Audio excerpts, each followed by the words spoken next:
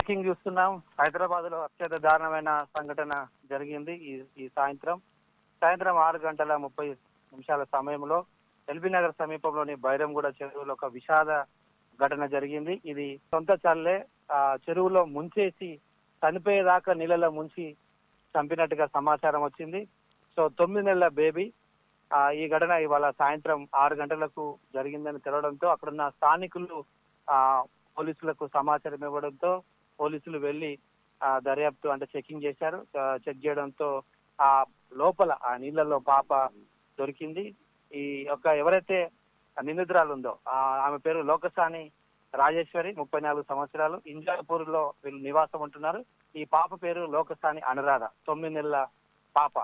So ఈ చిన్నారి మృతదేహాన్ని ఇప్పుడు ఉస్మానియా జనరల్ ఆసుపత్రికి పోస్ట్ మార్టం కోసం తరలించారు. అయితే ఎవరైతే ఈ చంపారో వీళ్ళ తల్లి ఈమె లోకసాని రాజేశ్వరి ప్రాథమిక సమాచారం ఇచ్చారు. ఆ మద్యం మత్తులో చంపింది.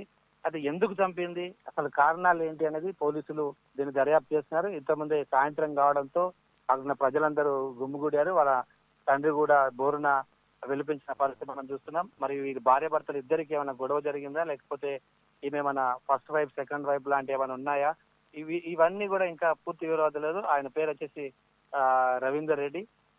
రవీందర్ రెడ్డి యొక్క భార్య ఈ యొక్క దుర్ఘటనకు పాల్పడింది. అత్యంత దారుణమైన సంఘటన ఇవాళ మనం హైదరాబాద్ ఎల్బీ నగర్ సమీపంలోని బైరన్గూడ చెరువు వద్ద చూసాము. దీన్ని పోలీసులు పూర్తిగా దర్యాప్తు చేస్తున్నారు.